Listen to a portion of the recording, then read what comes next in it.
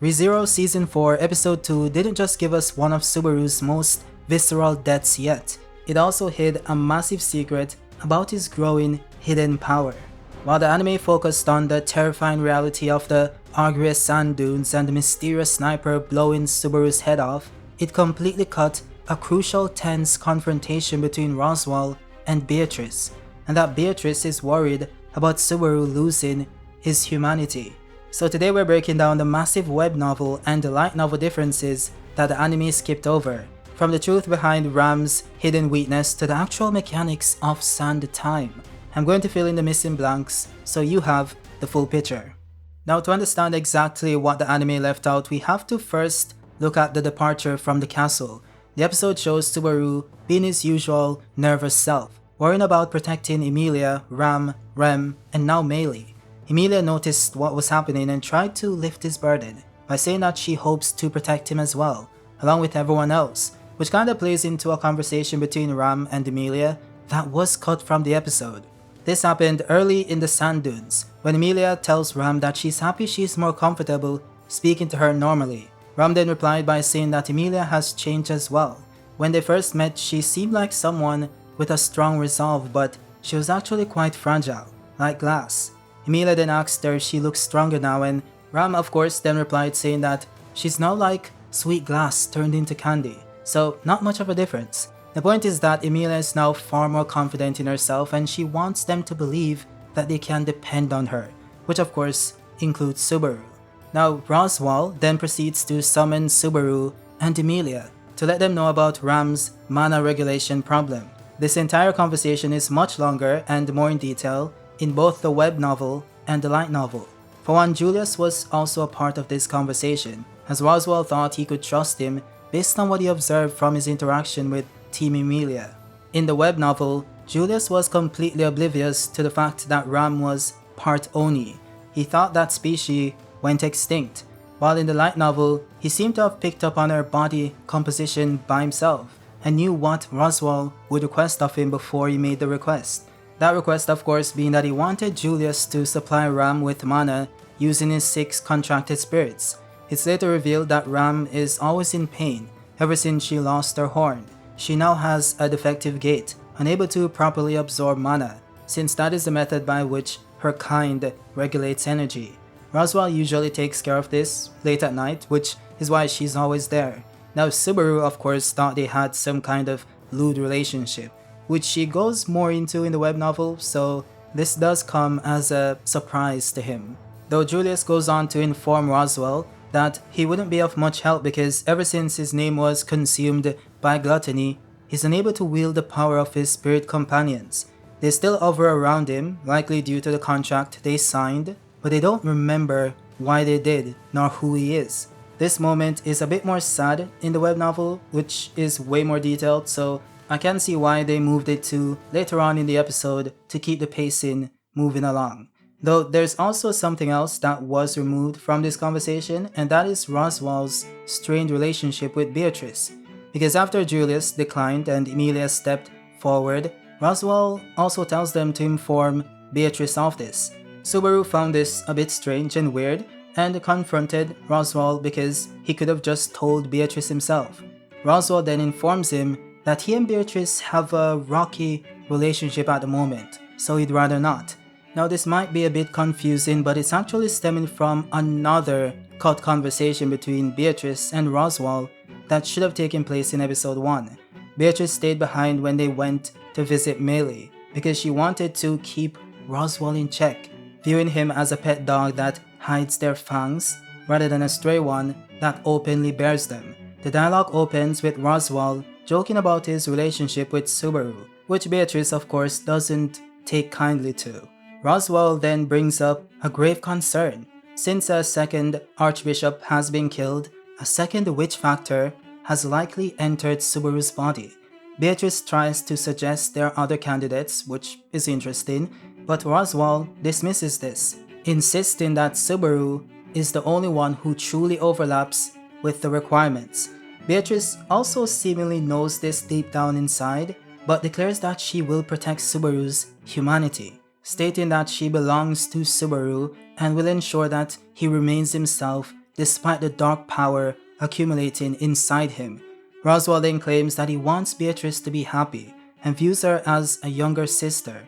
Beatrice, of course, outright rejects this sentiment, calling it disgusting and reminding him that he will never compare to mother, that of course being Echidna. So this interaction underscores the fundamental divide between the two. Roswaal acts within a singular long-term purpose, likely tied to his gospel and Echidna, which is also why Otto is trying to figure out what that purpose is, while Beatrice has abandoned her past as a library guardian to find happiness and purpose in protecting Subaru.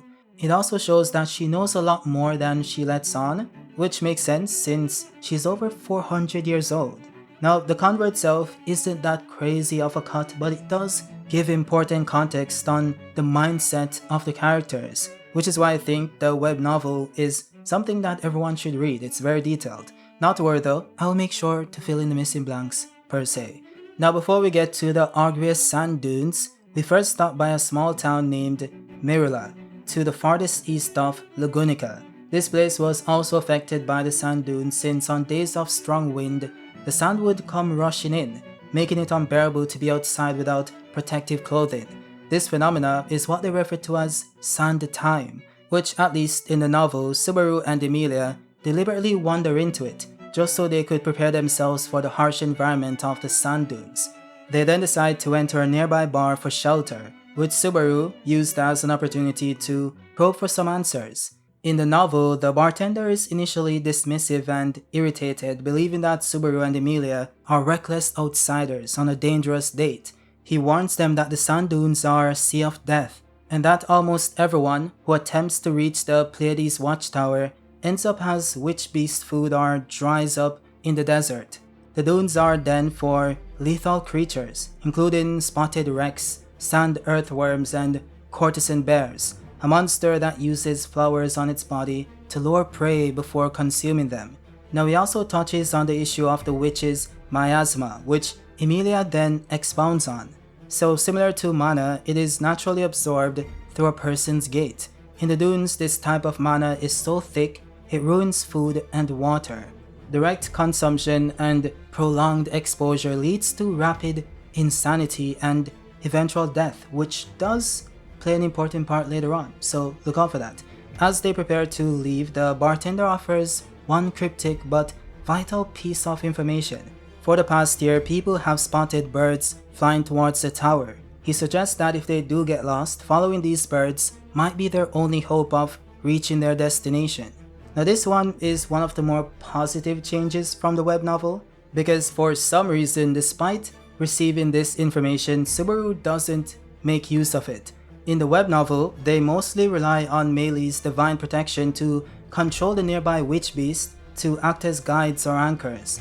They also use Emilia's ice pillars as physical markers to track their movement, and that's how they realize that the space is looping. Which, by the way, in the web novel, only Anastasia, or Iridna, and Julius picks up on this. Subaru was totally oblivious. Now this was changed in the light novel to give Ram a more active role. She used her clairvoyance to sync with the birds, and by seeing through the bird's eyes from a very high altitude, Ram is able to ignore the ground-level spatial loops and sand time illusions. She directs the dragon carriage from the bird's perspective, effectively guiding the party through the barrier. This was possible because sand time itself is caused by the distorted space twisting and returning to normal. So during sand time is when one can bypass the distortion and enter the real seas of sand connected to the tower. Now after much trouble, they were able to finally bypass it, only to end up in the flower meadow. This is important for the web novel because the bartender had told him that if the flower meadows are spotted in the sand dunes, run away at full speed, because those are the turfs of the ferocious, ugly witch beast known as the courtesan bears or Oiren bears per the anime.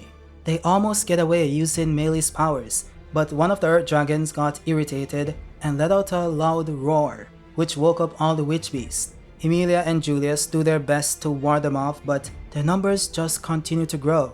Beatrice and Meilei chip in as well to reduce their numbers, and when it seemed as if they made it through, a bright light from the tower blows off Subaru's head.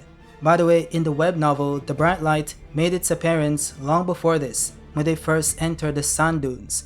It was used to destroy the ice pillars Emilia left behind to track their movements without them knowing. With that said, Subaru of course returned by death, just moments before the Earth Dragon alerted the bears. Though before Subaru could make any changes or do anything about it, the events of his previous life played out just the same, with a few minor differences. This time they decide to not run straight towards the tower, but the sandworm being destroyed and collapsing near the group caused them to be separated, and knocked Betty and Subaru off Patrish. This of course then led to Subaru being sniped once again, first through the abdomen and then through his chest, which this time also pierced Betty, who knelt over his body crying. Now this entire scene to me, while very good, is much more emotional in the web novel. A byproduct of the anime's pacing being really fast of course, but we get to linger with this moment and feel the depth of care these characters have for each other. Betty cries and Subaru, being unable to feel his hands because his spine was destroyed, uses invisible providence to wipe her tears. He feels this death immensely, which is why when he tells Betty he loves her after coming back the third time, feels more impactful. In any case, he then learns from this and stops the Earth Dragon from alerting the bears this time around, which allows them to safely pass by the flower meadow. Subaru then asks the rest of them if they noticed the light from the tower and tells them that it might be dangerous. Ram, using her clairvoyance, then senses that Subaru is being targeted once again and alerts the group. Another beam of light is then fired toward them, but Emilia was able to intercept it using an ice wall, slowing it down, and Julius then deflected the needle using his sword. Another attack is then launched, but Subaru is ready this time around. He and Beatrice use their power to form a barrier that nullifies all magic that enters, thus negating the power of the needles being fired. Now the problem is that it also negated the magic of the sand dunes that powered the distortion, which caused the space around them to collapse. The episode then ends with a figure on the tower smiling as they observe these events. I wonder who that is.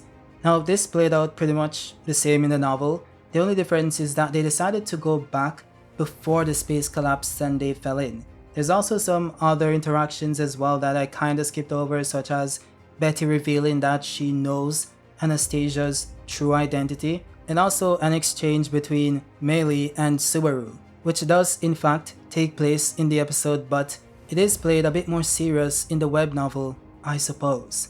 W Meili though. There's also a cutscene with Julius talking about his family situation, but I think they'll still do that one, so I'm not gonna expound on that one any further. All in all, this was an awesome episode, outside of a few pacing issues, which is probably just a byproduct of me recently reading the novels, so these events are really fresh in my mind. With that said, that's it for the video. If you guys liked it, drop a like. If you're new, subscribe, and also, if you guys want to see more ReZero content, let me know in the comments. I'll see you guys on the next one. Peace.